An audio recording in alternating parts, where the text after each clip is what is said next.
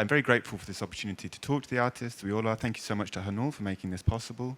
Thank you particularly to our quite amazing simultaneous translators. And thank you, of course, to all of the artists for joining us. We thought we'd take this opportunity really to allow some of the artists to speak about their work in their own words, and from there maybe to explore some of the ways in which their work engages with the overarching themes of the biennial, for one, but also with other works in the show, and perhaps through these conversations to find some crossovers, some points of connection. And so to facilitate that process, what we'll do today, as yesterday, is just speak to each artist individually for a few minutes in which they can introduce their work in the show. And from there, we'll open up on stage and have a conversation amongst ourselves. And then finally, we'll go to the audience for questions. So I anticipate that we'll be speaking on stage for around 50 minutes, and then we'll open up. But we'll see how it goes. So I think we'll start today with Laura, if that's all right.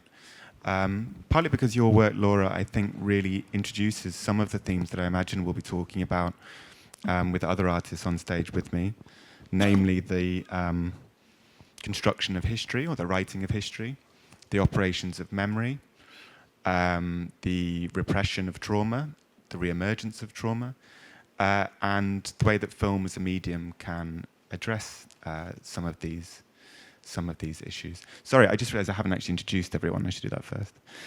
So from my left, Anocha Suwichakon퐁, we got that. Ernest A. Bryant, Tai Nomura, Kara Dieter Hansen, and Laura Huertas Milan. So we'll start with Laura. So perhaps, Laura, you could just start by introducing your work to the audience, the research that produced it, and perhaps its place in your wider body of work and research. Hello, everyone, and thank you very much, Ben, for the introduction, and to the curators for this invitation and to be part of this beautiful show. The work that I'm presenting is called Curanderas. It means the healers in Spanish. And it's a fiction that I composed and wrote inspired by different fragments and fragments from the Inquisition archives that are the traces of the arrival of the Spanish Inquisition to the Americas, specifically Peru and Colombia, in the 17th century. The Spanish Inquisition stayed in the Americas until the 18th century, and the traces that we have out of what happened are like very scarce and not necessarily would say, many of these archives disappeared. In Colombia, for example, the archive burned during the independence process, and the only archive that remains like within the Americas is in Peru right now, and in Spain as other colonial archives. So this work is part of a longer project that engages with the coca plant. It's a plant that you may know because it's the primary basis for cocaine, the very well-known drug. But what is said, what is not necessarily told when we engage with discussions around cocaine is that the coca plant has been in the Americas for a very long time, for more than 8,000 years, I believe. And it was an integral part of the lives of indigenous nations across the Andean Cordillera. And it was a currency, it was food, it was used for many different spiritual uses and the basis of many religions across the continent. And during the 17th century, it was criminalized because there was this colonial project of religion, of Christianization of the territory. And it also was concomitant to the arrival of the Inquisition that was part as well of the colonial Spanish project at the time. So in this particular work, I am inspired by some fragments that I found in different books or archives that tell the story of some women, different women from different castes and social classes that started distributing the coca plant after the prohibition.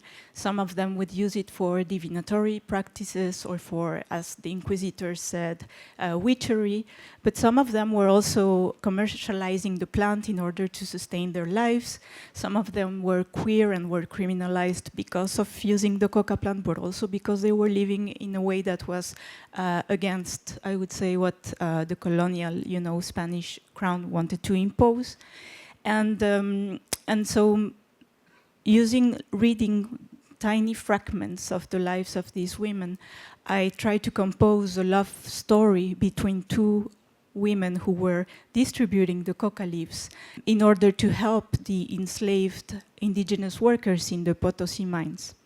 So I wanted to do a film that was a sort of commentary on early cinema, thinking about these questions of archives and how these Inquisition archives are so fragmented and full of absences and full of silences. As you may have seen, perhaps in films or elsewhere in literature, when we engage with these archives, the voice that we hear is the voice of the inquisitors, not necessarily the voice of the criminalized people, because they were like under a threat to be punished, to be killed, etc. Most of the time they had to confess in order to alleviate the punishment. So that voice, very early on, I thought it's not a voice that you can trust. And so I was very inspired by an idea coming from historian Sadiya Hartman of critical fabulation and how colonial archives are how to engage with the colonial archive in a way that is not victimizing again the people who were violented by colonialism and whose traces in the archive are actually a double violence and a double erasure placed upon them. So in that sense, I thought this should be a fiction and it should be a silent film because of this question of the absences and silences of the archive. And I wanted to stage this love story between two women who are criminalized because they were engaging with the coca plant, but they're coming back to hunt us and maybe retaliate and take their revenge. It was so made in the context of this larger series. There's going to be a film next week during the Frieze fair and in conjunction with the biennial. And there's another piece that also speaks to this from another different context. But one important thing perhaps is that all the film was filmed in Brussels, in Belgium. Also a kind of commentary on how cinema has been creating these exotic places and these displacements actually that specifically also in commercial films, how Colombia, where I come from, or Latin America can be represented in other places. So it's also a sort of commentary on this colonial past of cinema and at the same time a reclamation for a diasporic cinema. Thank you so much. There's so much there that I'm sure we'll unpack later. But one thing I just wanted to ask you about, and now you talked about language and silence and erasure and what it means to give voice or to offer a voice or to construct a voice. And one of the striking things about the film is that its characters speak in 3 different languages. And I wonder if you could just elaborate on that decision and why you did it without wanting to presume why you did it. So one thing that has been very present in my work for a very long time, as someone who immigrated to Europe more than 20 years ago, is the necessity to erase this kind of dynamics that we have as migrants in Europe, but also in other places of the so-called global north, is that our questions and our stories are always presented as if it was very far away, and if it was a different story, it's another story, right? It's put in a position of otherness. And one thing that my work has been trying to actively engage with is to erase that frontier and to say, well, this history is not my history as opposed to yours, but it's a history that we share. Can we just engage with that and create a common ground of conversation? And so there was something really important for me in this, in doing this film, where I'm living and currently based in Brussels. And when I started doing it, I realized that actually Belgium had so many connections with the Spanish Empire, because in the 17th century, Belgium and Brussels was actually part of the Spanish Empire. So you have like the Charles V Avenue in Brussels, and if you go to Mechelen, you have all the archives of the colonial history of the Americas. And so I thought, well, this makes sense, right? It's a place that is also haunted by this particular story. And so I invited I made a casting, and I wanted all my actresses to be from diasporic backgrounds. And two of them are Peruvian, actually. And one of them comes from Cusco. And the ritual that you see, where they are like making divination with the plant, the leaves. So one of them, it's her grandmother, her real grandmother, who showed her how to do this divination. And the other one, who comes from Cusco, she still speaks to the apus with the coca leaf to ask for protection and engage in conversation with sacred entities. So they speak in Spanish. Laleshka, who's still like also coming, who comes from Cusco, she speaks in Quechua. And Kai, who's also Peruvian, but she's based in France, she speaks French with a very strong accent and a mixture between French and Spanish. And some of them don't speak because it's also a silent film. And it's in English to be transmitted with international audiences, and now translated into Korean, which I really like, to be able to engage on these multiple linguistic levels. Thank you. That's again, there's so much here that I think we'll return to, but maybe just on this point of telling a history through the construction of a fiction seems like a nice point to move to you, Anoch. And maybe you could speak about narrative, about how that might engage with some of those same principles, particularly the crossover of real and fiction, or the conflation of those two things. And also how it's part of your wider project that will be realized as a feature-length film called, tentatively, I think, Fiction.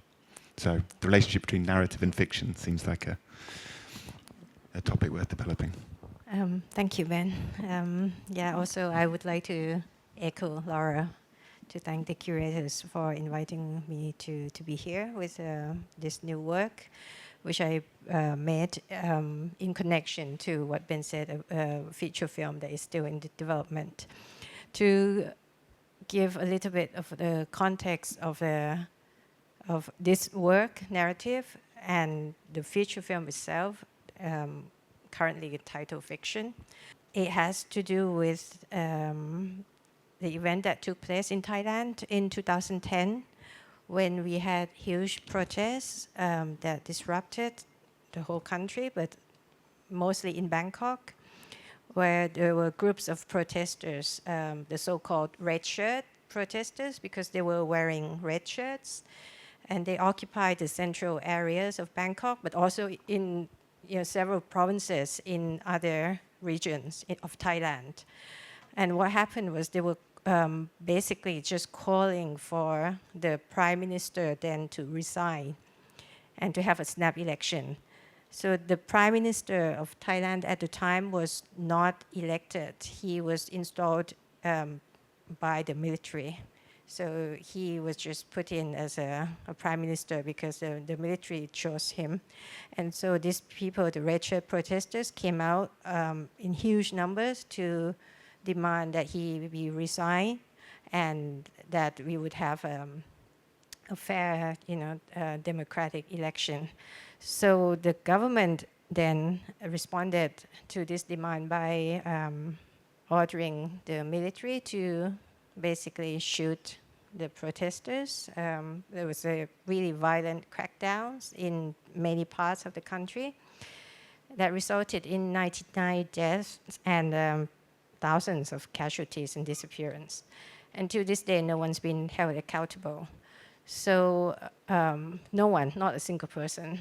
And there are some family members who, not many, but they're, because it's been 15 years, it's been really hard for these people to try to take some legal actions, but maybe, it's I mean, this is getting into like a lot of details about Thai politics. I just want to, keep it brief. But in the last 15 years, there's been many governments, many prime ministers, the family members of the people who were killed in this massacre haven't succeeded in trying any military personnel. I was actually living in the area where it was an occupied area at the time, and that was 15 years ago, and I could hear gunshots and all the violence and so as a filmmaker, I thought to myself that I really wanted to do something about this story, but I didn't know how to even make a film about this. So it stayed with me for a long time, and until 3-4 years ago, I met one woman who was the mother of one of the victims. So her daughter was a volunteer medic. She was not even a protester, but she was killed. She was shot 11 times in a temple. Yeah, she was there to help the people who were wounded, but then she was shot 11 times. And the mother has been trying to seek justice for her daughter. And through my encounter with her, I felt that finally I could begin to imagine how to make a film about this. She would be, she's the impetus for the film, the feature film. But as a part of a narrative, which is in this show, takes place during the research process for the feature film, and I had been interviewing many family members of the victims, and I felt that in a way I wanted them to meet, because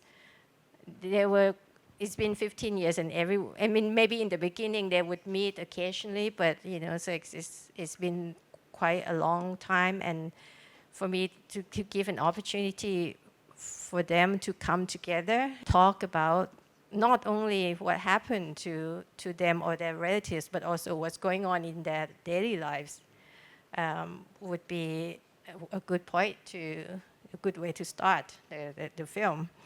And so so I, apart from interviewing them individually, I created this space where they would come together and share their stories, working with an actor and also a theater director, the woman who leads the workshop in the film. And so it's, the stories, the workshop that they were doing, it was not just talking about their trauma or what they've been through, but basically was, what happened in the past, but also their daily lives.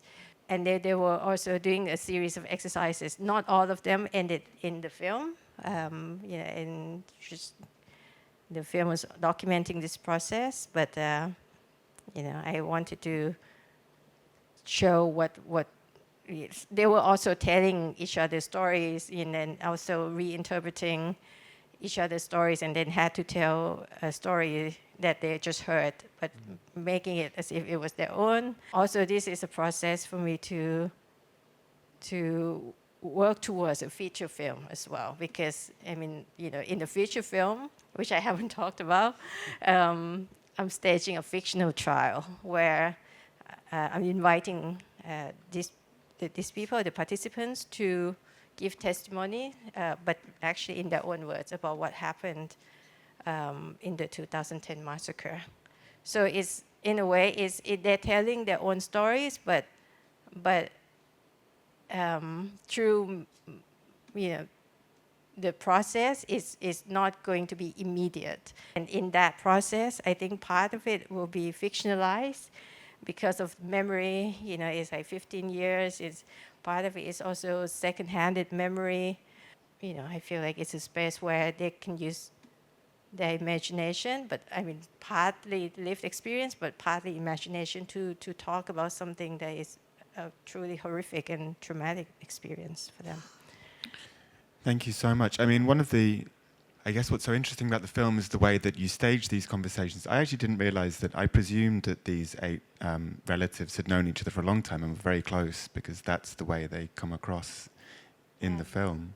No, they know each other, but they don't meet Not each so other well. very often. Yeah. And so they're put into these pairs and given exercises, workshop exercises, very much in the kind of dramatic rehearsal tradition. And one of the things that the film does is make very clear that this is staged. So we see the clapperboards introducing scenes, we see the cameras in the background.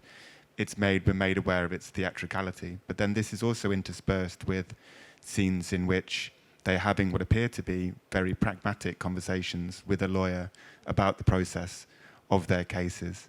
And so there's this conflation or confusion of what is real and what is fictional, what is storytelling, what is documentary.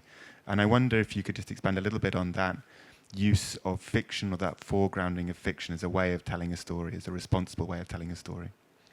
Yeah, actually, when my actor friend and the theater director were designing this workshop, to have a series of exercises to work with this group of participants. I mean, we put a lot of thoughts into how to design it so that it's just not them talking about trauma all the time. We wanted to hear about how they're doing as well in nowadays.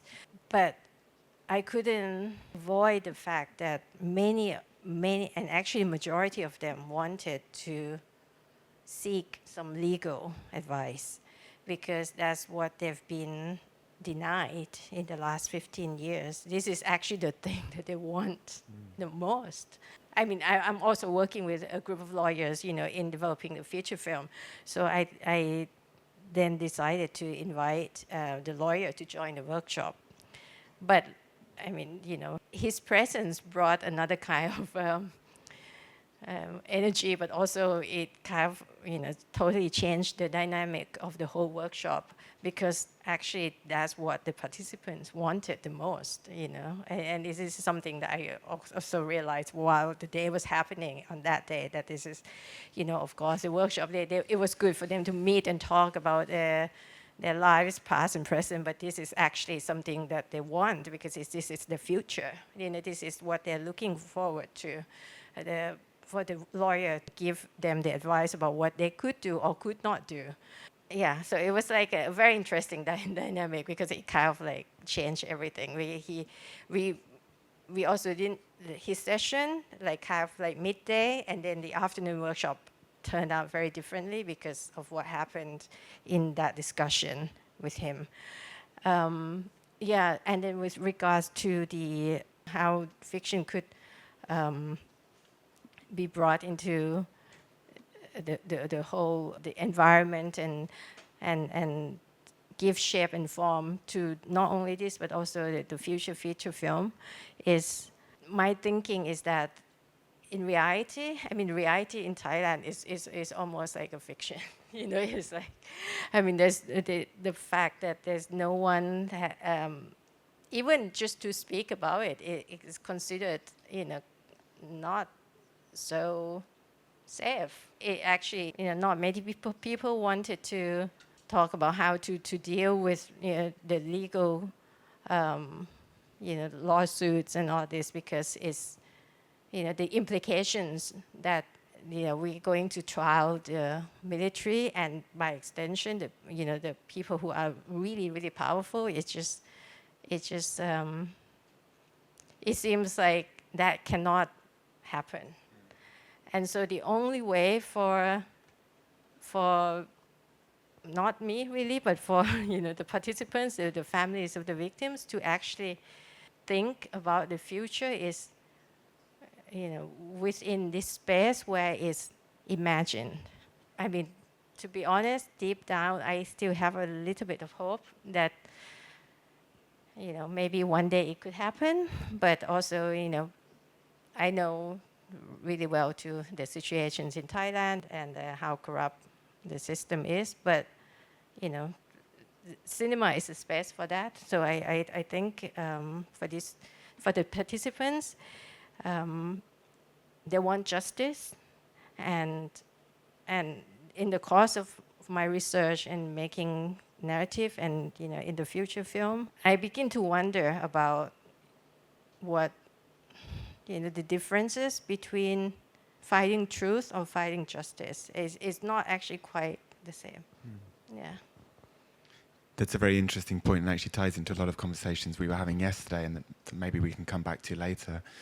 One of the other things that I think ties into some of the work we'll be talking about today is the sense of an ethics, the responsibilities associated with portraying anyone else's story, anyone else's subjectivity, anyone else's memory of an event, and what it means to portray that, and then to either to judge that against a standard of truth, let's say, which is externally constructed. And I think that difficulty of portraying or entering another subjectivity is actually something, maybe I'll move to Kara on this point actually. I think talking about what it means to portray someone else, a different subjectivity, a different way of understanding the world, and your film showing Semi-Precious is a portrait of your mother, and a portrait of your mother as she's experiencing memory loss, I think. And I think you've called it a diffracted portrait, and I think that's a really nice way of, or a really nice kind of point maybe to start on, what it means to make a diffracted portrait, and how that maybe sense of diffraction reflects some of your own anxieties about portraying anyone, or the difficulties of it. Hi everyone. Also thank you so much for coming, and thank you so much to the curators for including me in the exhibition. To answer your question about diffracted portrait, I guess I think about time a lot, the cycling of time in someone who's experiencing memory loss or dementia, and the kind of loop that you can get caught in, especially with things such as language. So one of the first things to occur is aphasia, which is the loss of language. So I think this film was really sort of like a giant activity or an excuse to make activities to engage my mom in some kind of pure presence, where she didn't have to rely on language. She could rely on other energies within her body, other forms of expression that could be empowering. So I think to speak to the, I guess like the ethics or what it means to try to portray someone else's experience, I tried to be really collaborative. So I use 16mm film and a Bolex. So you crank it to, you can like rewind it and put gels in it and do all kinds of things inside the camera. So there's like one scene where she holds different gestures or different mudras, and I asked her with each pose what colors she was experiencing, and then those would go in the camera. And also just like through close-up, really simply, like we're incredibly close, like sometimes we're leaning on each other and embracing each other in order to get focus. So I think it was important to, yeah, sort of ask questions. I'm losing my train of thought. Can you? No, there's so much there that's really interesting. I mean, I think even this, I'm not sure if he was talking yesterday actually, but about struggling to make a film because he couldn't get the right distance from the camera, and that he couldn't make it work until the camera came really close and created a sense of intimacy. And so I think it's really interesting to talk about these actually very practical methodologies whereby it's possible to create a sense of connection. And so much of this film feels like about the possibility of connection or connection breaking down, and also about the technologies that can connect us to wider things. I think one of the ways it seems to me a diffracted portrait or an oblique portrait is how much it uses objects as a way of painting a picture or describing someone in a way that is maybe indirect or contextualizing. So I wonder if you could maybe talk about that kind of focus on the objects in your mother's house and how they might create a context or a type of portrait which is maybe indirect. Thank you for reminding me. Yeah, so in the film you see all these alternative modalities. One of them is called emotional freedom technique, which includes like tapping between different meridians on your body, or there's like tuning forks in various different frequencies, binaural beats to induce various states to like calm yourself down or treat anxiety. Yeah, and the tools, of course, you see the main tool is her massive crystal collection. And I tried to sort of stage, the crystals sort of speak back through her voice. So like the crystals are also a healing instrument, but they also, the healing instruments can induce the anxiety as a kind of reminder of the need to heal or to treat the self. So in this scene that's on the screen, there's a kind of to-do list poem that we collaborated on that are kind of, I guess, dramatized by the different rocks.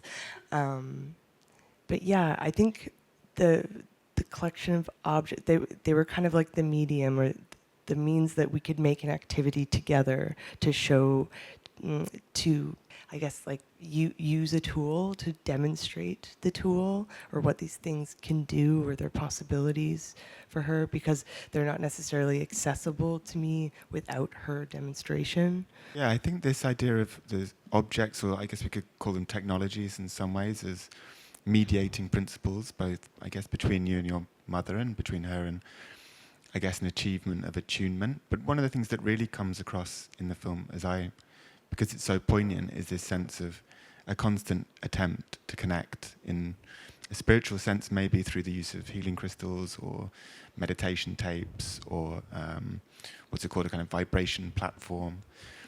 But also the act of filmmaking being a kind of connection, and this kind of sense of anxiety around that and disconnection, but also connection. And that's very beautifully handled, I think. There's a nice analogy between the capacity of film to make connection and also the sense that maybe I'm projecting or speculating, but the sense that there's a bridge which can't be crossed. There's always a separation. I wonder if you were conscious of that when making it, or if that feeling emerged, or...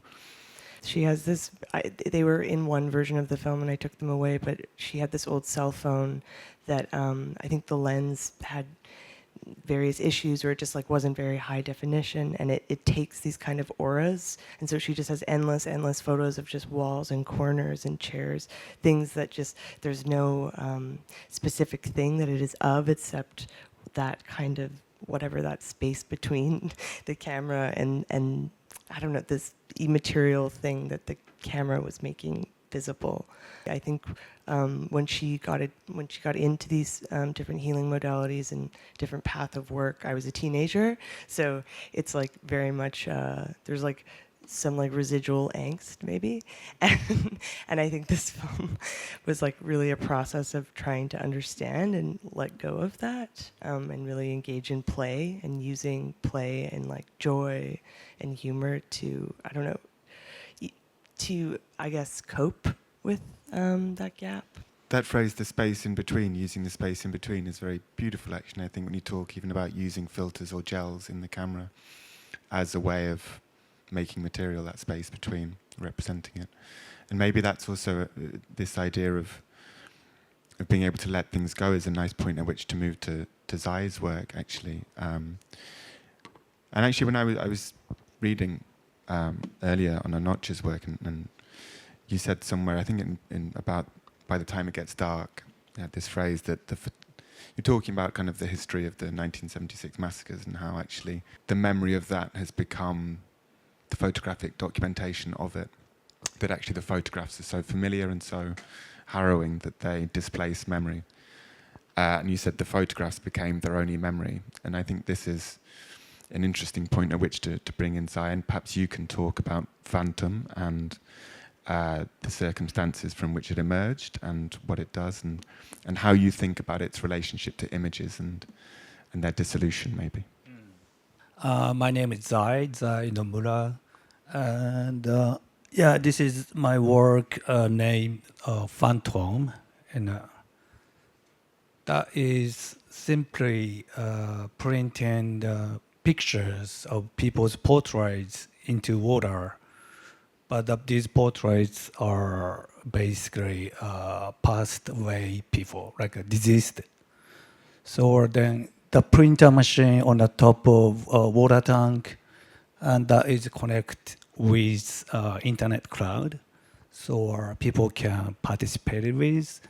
when you go to the website, you can upload the picture. You can choose a day, and even every 30 minutes you can choose, and you're gonna type the name of the person who passed away, and also the when the person passed away. So that's the main system. And when I was making, this is actually our fourth generations of this work. And the first one was, I made it 2016, I think. That was printing just only one image into water again and again. That was a picture of my sister who passed away a long time ago. So then people asked me the question, why? Why do you do that? It's like, why do I print in the picture of the person who already passed away into water? And there are so many maybe answering for this, but few things. One thing I was thinking that when I was like in terms of memory and photography relationship, when I was looking at some pictures, I often thought, what if I could peel off the image from the paper of photography? But it's not possible. But if you are thinking about paintings in maybe 60s minimalism, maybe you can off the paint from the canvas that people did in the 60s. But the picture is always connecting to the surface of the image. It's so hard to leave it off. Then I started to question, what if I was thinking about like a coffee, like a dripping coffee. If I would select some picture and put it into the pot and boiling and put it into the filter, then if I'm gonna drink it, the water of coffee, what kind of taste is it?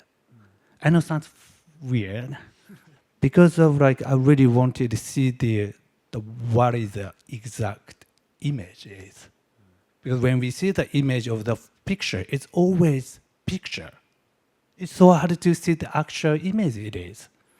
So then I did it. I drank that, and it tastes like very, very good. No, it's not. It's not very good. But so then that was the first one. But at the time, I didn't think I would print a picture of my sister, because like I was just thinking like how I could find the image itself. And then when I went back to my hometown and I slept my bed into my parents' house, and then I recognized it. There is a picture of my sister who passed away like 30 years ago. Then I look at the picture, and the picture has been always same position in my room. So then I started to think, what if I would print a picture of her into water? Then maybe I can drink it.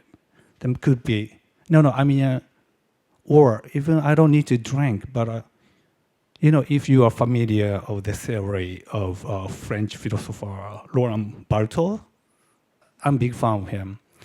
Then, so he said the picture is always traces of somebody's existence.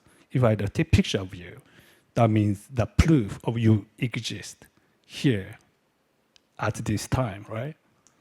So then my question was, if I print in my sister's portrait into water, that means, as I said, she could be free from the picture of her. But also, so what does it mean of her existence, according to Laurent Barthes? So I did it. I drank it, but it still tastes a little bit better than before. But that's how I started to do that project. But after all, I didn't drink all of the picture of the people, but I started to make this machine, which is a device that connecting with the internet, and any kinds of people can be participated with this one. And so that's it. Thank you. It reminds me of there's another Roland Barthes quote, which is, "You are absent, which I lament, but you are here because I'm speaking to you." And I think that is a very interesting thing about. I mean, one of the interesting things emerging here is that actually, for a group of visual artists, everyone seems very suspicious of the image, and actually, a lot of the work seems to be about challenging the power of the image, and maybe that it speaks to the society in which we live now, in which images have become enormously powerful to the point that maybe they obstruct to reality. And I think everyone who has lost someone is familiar with maybe with that anxiety that an image starts to take preeminence over the living memory of someone. And this idea of an image being dissolved and that provides freedom is really interesting and compelling. And also this idea that actually the separation of the spirit from the material can be liberating. And it's just, said this to Hallie the other day, actually, and now we're speaking about it. Like, I live in Rome, and on my street is the non-Catholic cemetery, and John Keats is buried there. And Keats died in Rome, the poet. And when he died, he said to his friend, so they put on my gravestone, "Here lies one whose name was writ in water." So they built this very beautiful grave for Keats, and they put this on. But then suddenly felt really bad because he thought this meant that Keats was depressed. So he wrote, "Here lies one whose name was writ in water," and then underneath he's written, Keats was actually, this is not true. We loved Keats. He was really famous. We all knew he was great. He was just feeling really bad because he was dying. But it's not true. He actually, he asked for this, and I've done it reluctantly, but, just bear this in mind. And that speaks so interestingly to this presumption that to be writ in water, to dissolve, to pass, it's the presumption that this is a bad thing, this isn't liberating, is particularly expressive of a very materialist culture, I think. And this idea of letting go, I think, is something that has come up a lot. I might just move on to Ernest, actually, just because this point about maybe a suspicion around the power of the image. It occurs to me that maybe this is something you can talk to, particularly with reference to self-medication. Yeah, maybe you'd just like to introduce the two works in the show, and we can go from there. Maybe a little context about this one, which is up. It's at least 21 years ago that I made it, so there's a bit of a gap. But at the time I made this, a lot of my work was about the repatriation of objects, artifacts, etc. The school I studied at was right next to this art museum, and I would, go all the time. I would go every day, like literally every day.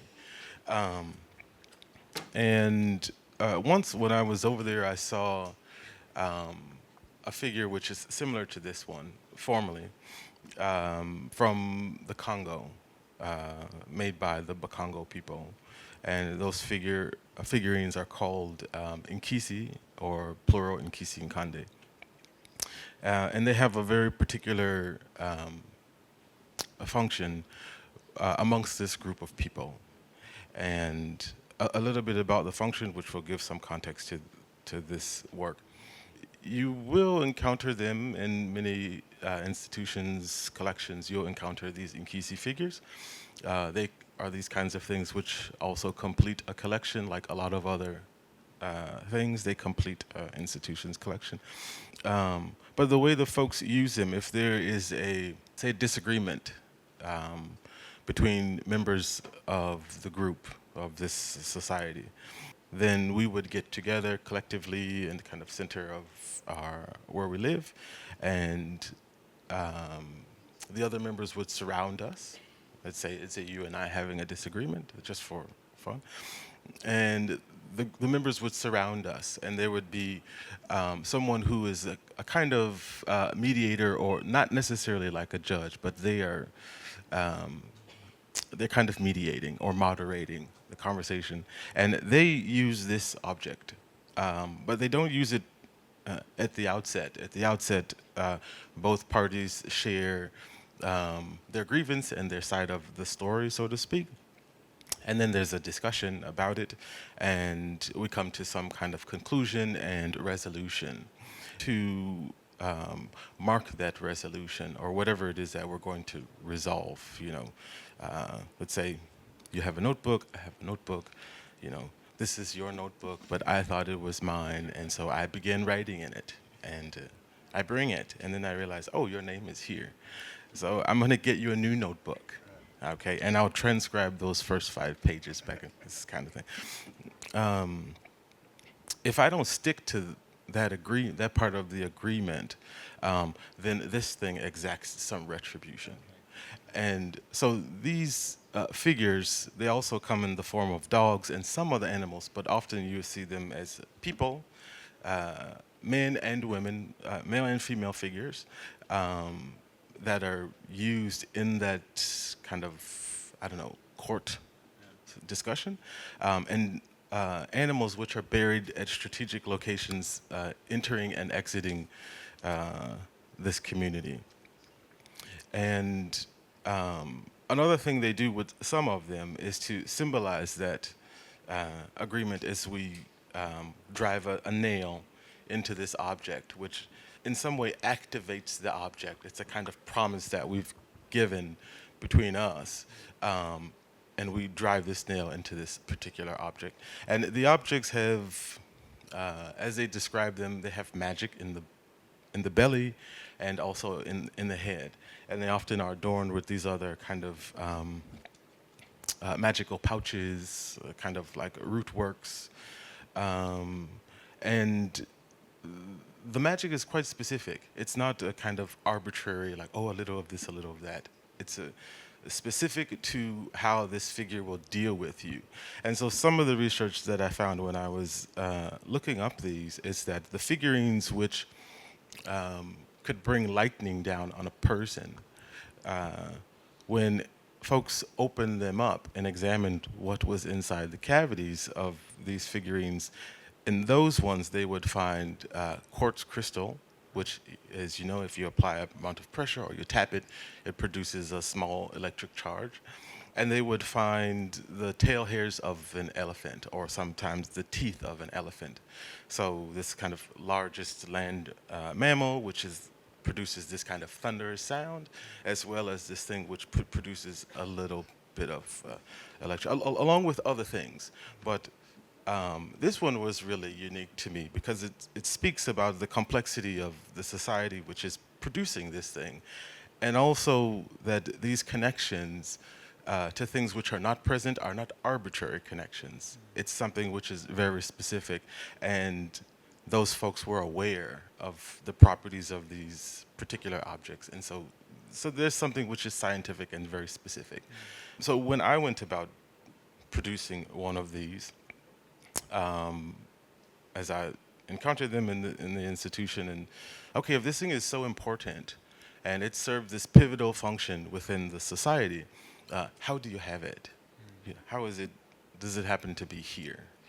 I know there's traditions or a history of a desacralization, so we have this sacred object, and after we're done with it, we will discard it, in the edge of the village, or sometimes, missionaries or other folks would come and trade things for it, or they would just take it or burn it, etc. So anyhow, there are all of these complex things that were questions for me, and so a lot of things that I did at that time were about study in my work, and study for the sake of following the hand of someone else to get a clear understanding of what it takes to make a thing and how a thing is made. And for me, and the way that I was working, and still sometimes work, it brings me into kind of a closer, more intimate relationship to what it is I want to do by oftentimes having to follow someone. But this tradition is kind of withdrawn or to use the words of Jalal Tufik, there's a disaster. The disaster is the disaster of the encounter, or King Leopold. In the Congo, when I was making this, there's still war, but people aren't making these kinds of things. They do slightly different things, but not this form.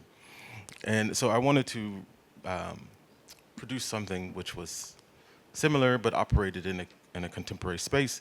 Some of the things I was addressing was how this comes to be in an institution, and what does it mean to encounter and participate in that, but also to activate it in a particular way, and to use some of what I saw those makers doing, and how there's a particular specificity of materials, and what I could do, and thinking of, okay, what do I perceive as magic, and with a background of painting at this particular time, I was doing lots of paintings, and so the image is very important for me, but the television image is also very important as an index of magic, and so, I went in that direction with this object. So the main magical items in it are within the eyes and within the belly. And so there's this returning of the gaze when one encounters the object.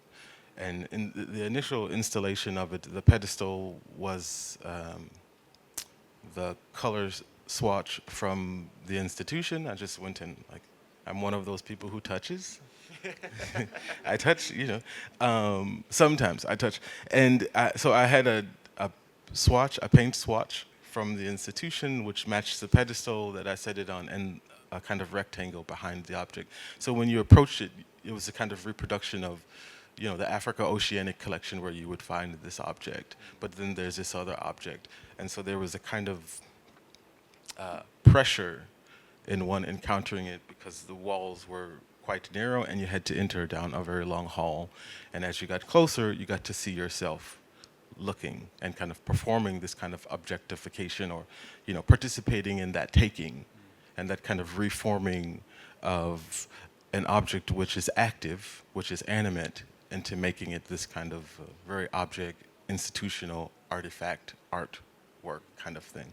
So that's what I was really interested in. It's so interesting to hear about the history of this object as proof for a guarantor of a contract, essentially, of an agreement. And actually the word symbol in English derives from symbolon in Greek, which was actually the proof of a contract. That's what symbol means. It was the proof that you had agreed something. And you would make a symbol, two people would have the symbol, and you would break it, and you would have half, and that would be the proof. So this idea of a contract or an agreement being at the root of symbolic production is really fascinating, and I think could be developed in different ways. But also this idea of, talking about Tufik and the disaster of the encounter. And I guess what is so complex about the work is that it literally presents the encounter, but also the experience of seeing oneself through the eyes of this other. And maybe it's this is just an interesting point. At the beginning of this exhibition, your work appears towards the end, if you follow move through the 3 floors.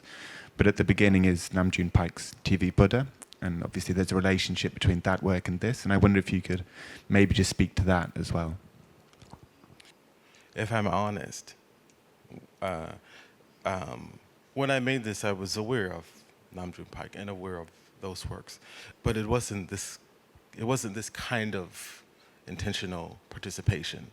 The relationship was more with the Nkisi figure, and of course, retrospectively, there is this relationship, but in some sense, I want to insist on.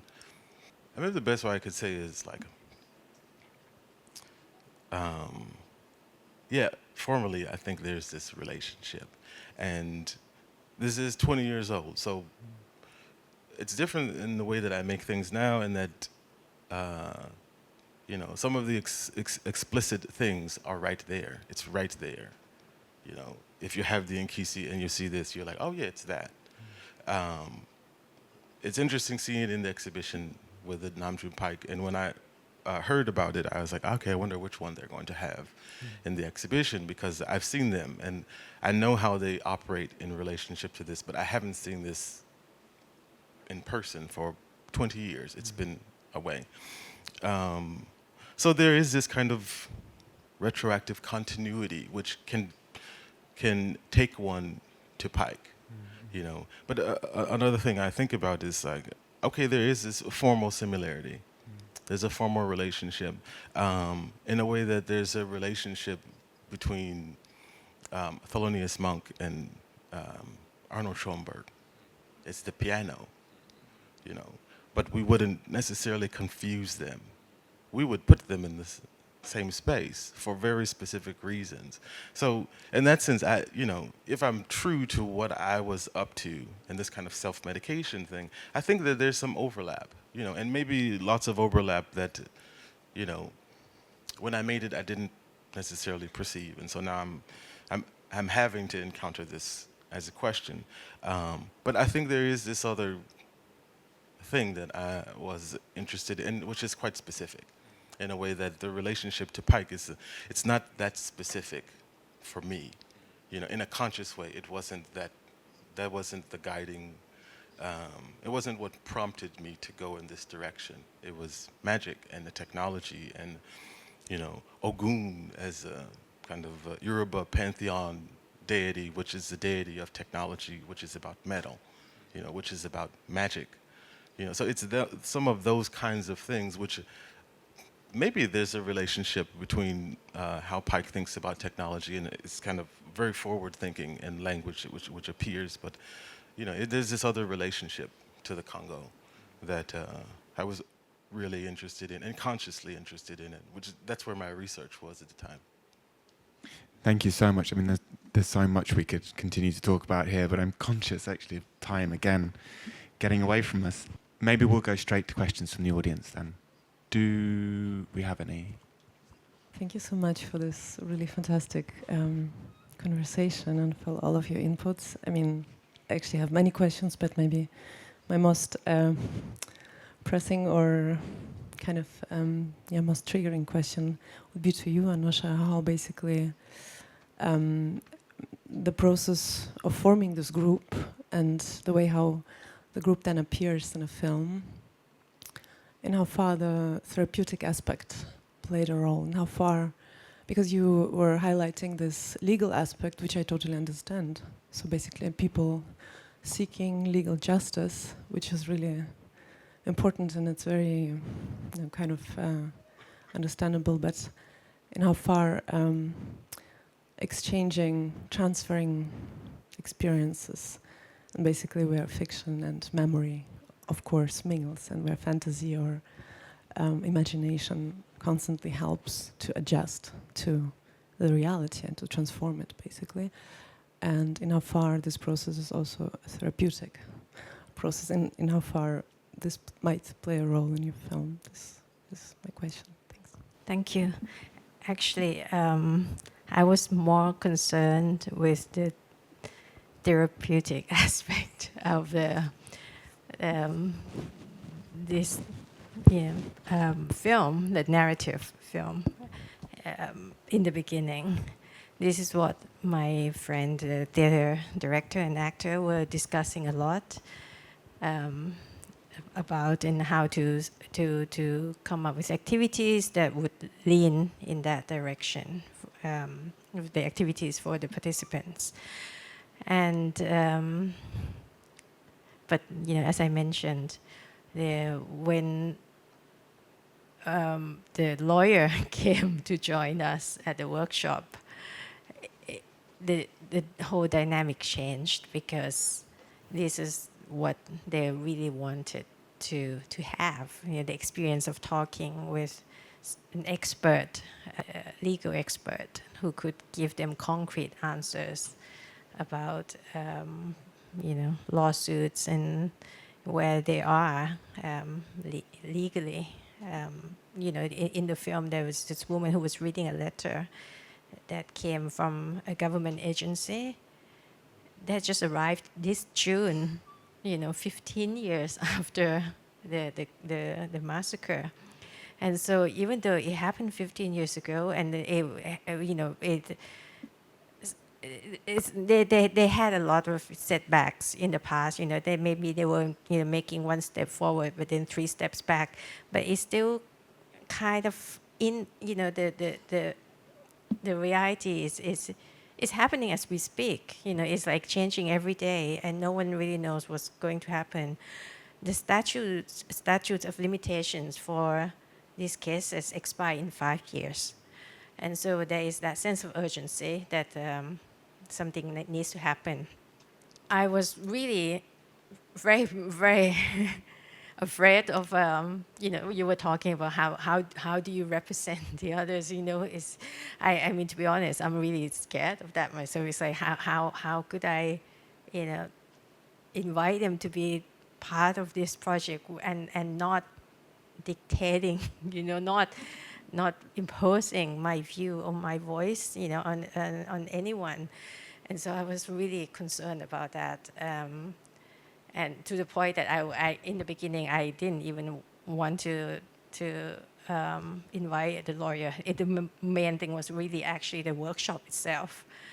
But yeah, it's just, you cannot predict what could happen. And then the lawyer came, and they were so interested in it. Of course, they were engaged with the activities, but the fact that there was this glimmer of hope, like something that I think was very important for them.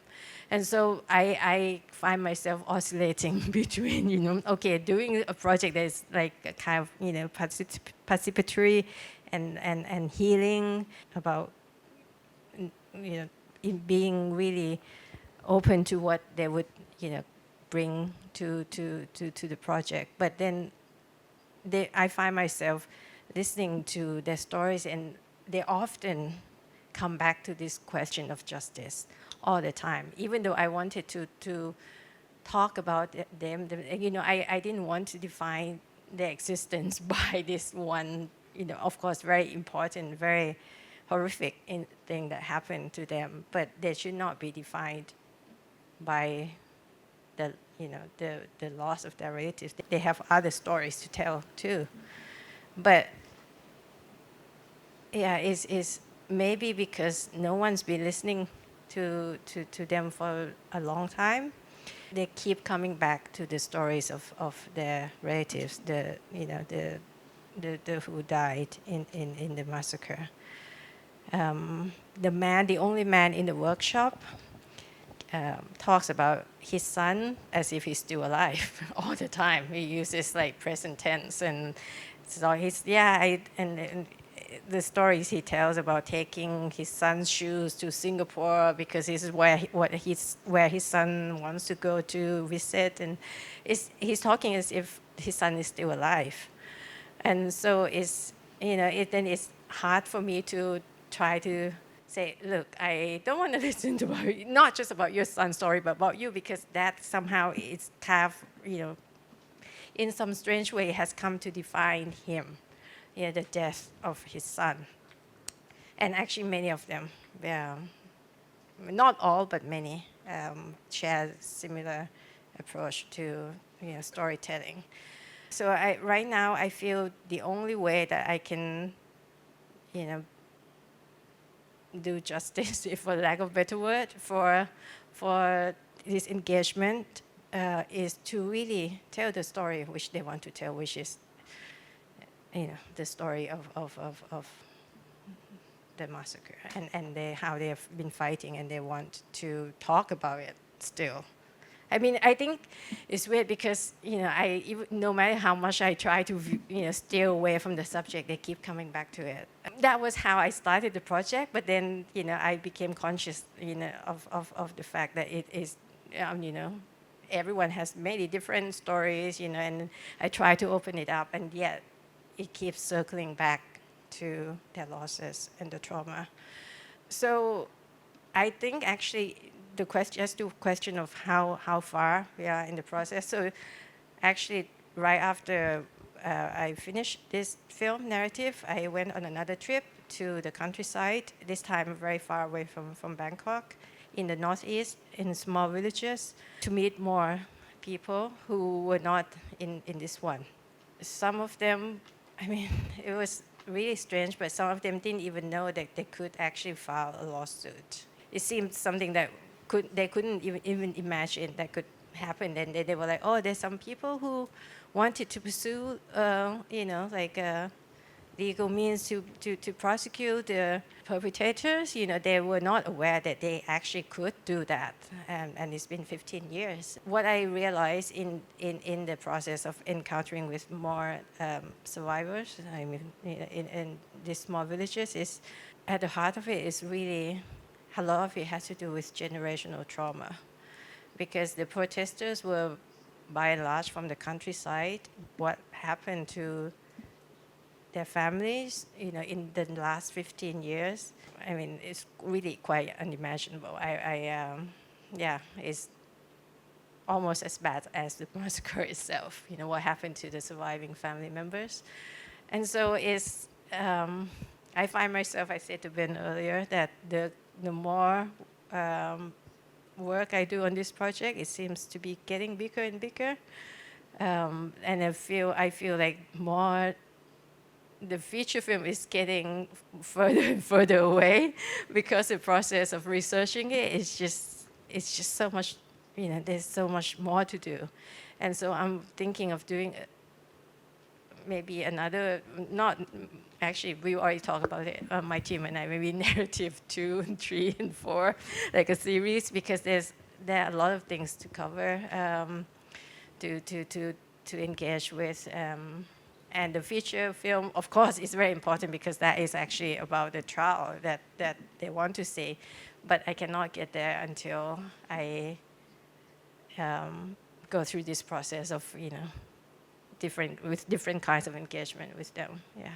Just keeping on that subject, actually, and this is probably a question to everyone in the room, really, but let's keep to the panel because of the format. This thing about it strikes me that it seems systematic that the question of law and the rule of law, or the rule-based system that we have, and we can see that currently, institutions or organizations like the ICJ or the ICC are being undermined by certain states in the world, and it happens on, and there's also the sort of basic thing that those with means that have more ability in terms of law and power and just knowledge, like you're saying, that they didn't even think about the fact that they could get justice through the judicial system. And so putting that on one side and thinking about what's happening in art and what people are compelled to do and make and thinking about spirituality or healing or these properties, is there like a relationship, do you think, between the two? On one hand, people we don't have agency, we don't have power, we don't have the ability to question horrific things that happen in the world or do anything about them, and therefore we have to find other means and other methods to perhaps engage with them and find ways to deal with them. Do you think there's, and this is a question to everyone really, a relationship between those two things? Yeah, I think this question of languages and the legalistic and access to power and who is able to speak. I mean, I wonder, Laura, actually, if you might respond to that. Also, thinking about what Anocha has said about justice and indeed what Ernest was saying about the encounter between cultures, or the disaster of the encounter, and how art maybe responsibly can approach these histories and even affect some kind of change on whatever level that might be. Yeah, the first reaction hearing your question is that there's something that's so irresponsible today about making art intrinsically, because of the state of horror that is everywhere, actually. So I'm not sure I can speak to responsibility, but perhaps to a sense of commitment. There's something that I was thinking while listening to Anocha also coming from a context of Colombia, which has been like through this armed conflict that historically, officially supposed to be since 60 years, but since colonialism, there has no been one single day of peace. And there's something in my work that appears like falsely naive, right? It's a fiction, it's a love story. It's like kind of all the almost the melodrama, in order to reach an audience, and to include and to make, you know, this common space. But there's also something that has to do with having grown up with constant images of death, and in a form that is mediated in the most banal way, to the point where you can sit at the table and have dinner and see corpses on screen constantly every day, and that just doesn't ring a bell or doesn't make any difference. So there's that on the one hand, and thinking about what as an artist you can do in this process of post-conflict, or a process of transitional justice in a collective effort of memory, you know? And the task is overwhelming, and sometimes for me it has also forced me to allow myself to explore other territories that seem at first more subjective and more intimate, but that ultimately allow a sense of pleasureness and transmission that is important in moments of total despair. And there's one thing that I was thinking about when listening to Anosha, is that also in how Colombian cinema has been historically broadcasted and circulates internationally because of this armed conflict, we are reduced to that as well. It's like, okay, you're not doing a film about the armed conflict or the memory of the victims or even the peace process or whatever. It's like there's this pressure of a certain stereotype of what would be Colombian or Latin American cinema that is like anchored to a vision of victimhood that is a Western one, and that is also a tool for oppression. And I wonder who has the right to fiction, who gets the right to fiction, who has the right for imagination, who has the right for speculation, for science fiction, for pleasure and play, as you were also saying.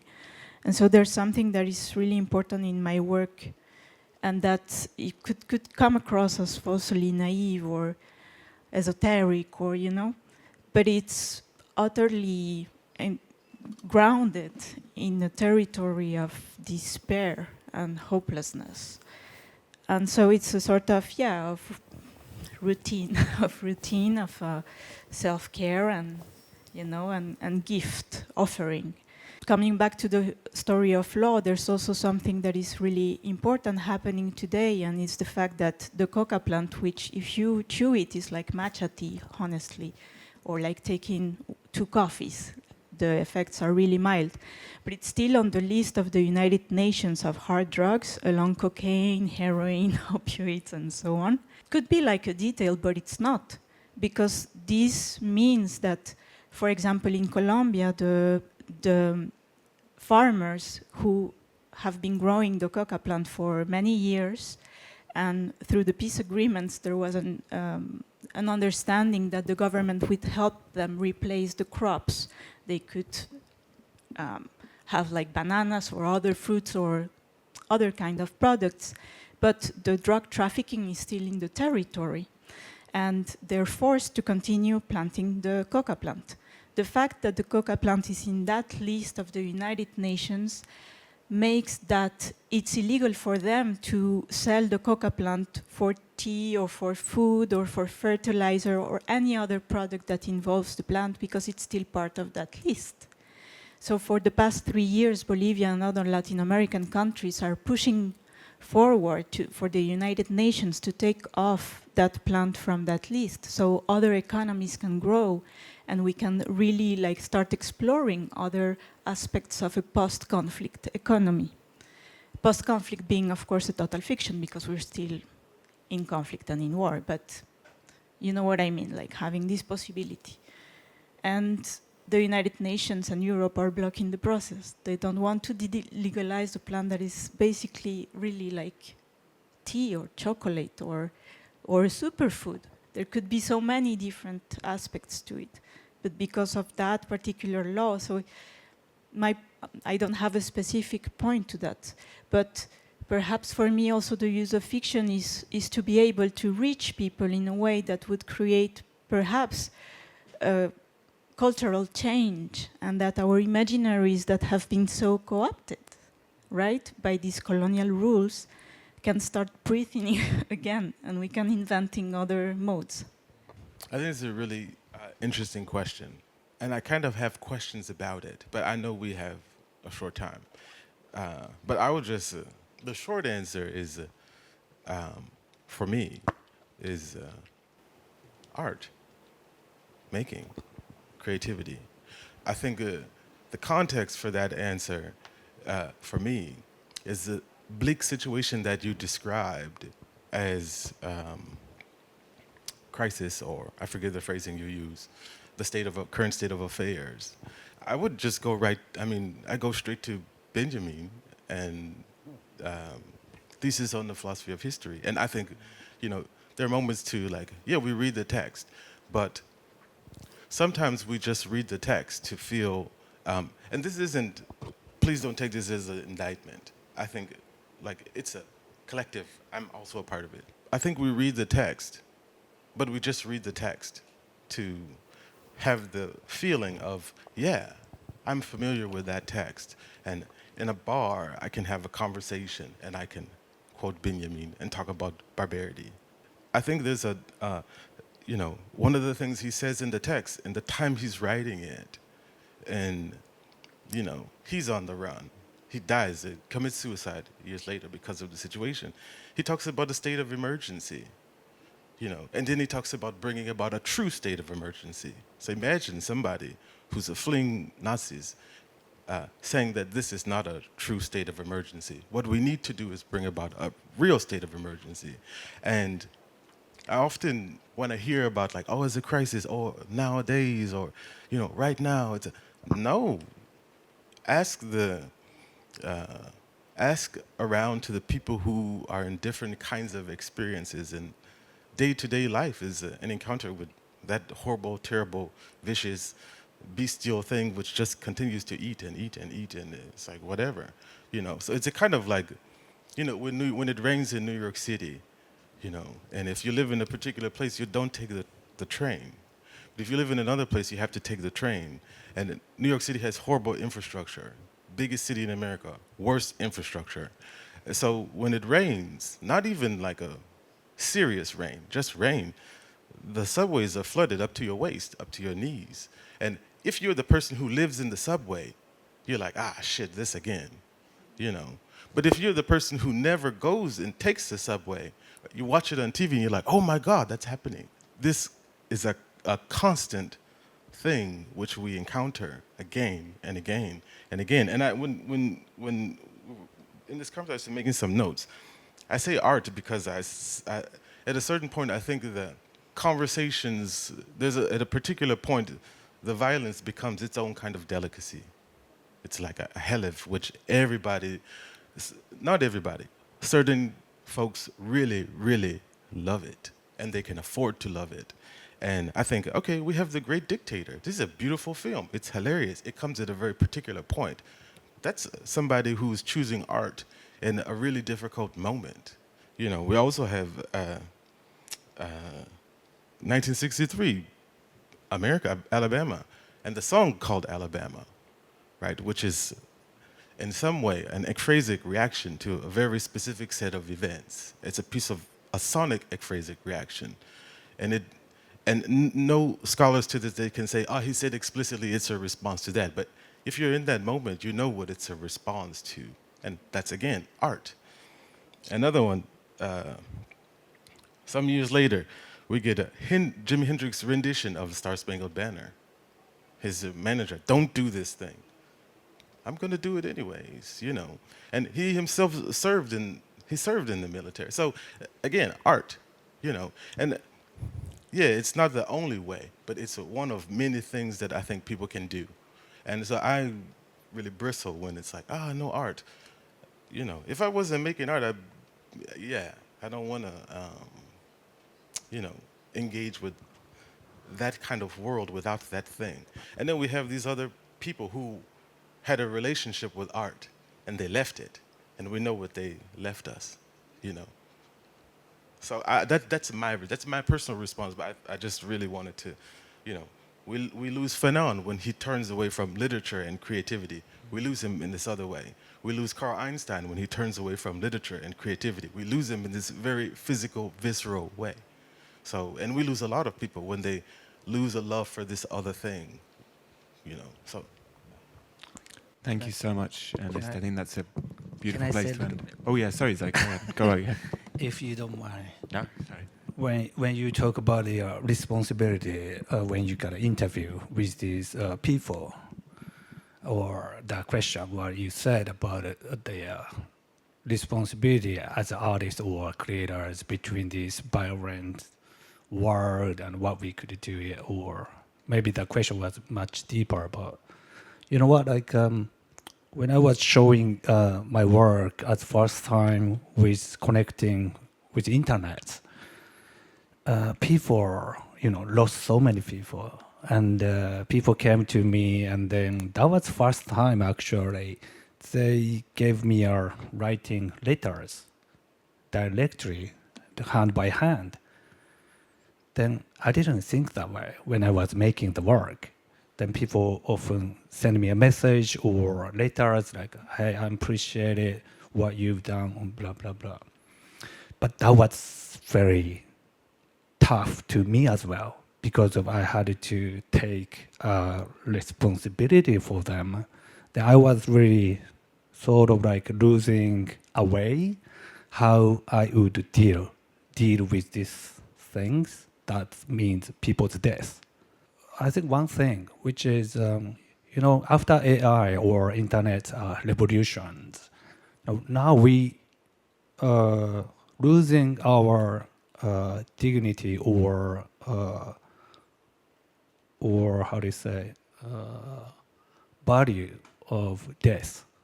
So we are losing our death, even though like Elvis Presley died long time ago, but he still played with new music, or Kurt Cobain made a new music, or Beatles made a new music. So it's like the death is getting away from us, and then maybe it sounds weird, but I feel like we have a responsibility to keep the human right of our death itself, and that's a part of maybe artists' responsibility when we deal with these tragedy or some traumas of the people. I think it does. I think we're going to have to continue this conversation in the bar, though. All that remains to do is to thank everyone on the panel. Thank you, everyone, for coming. Thank you to the translators. Thank you, Hanu.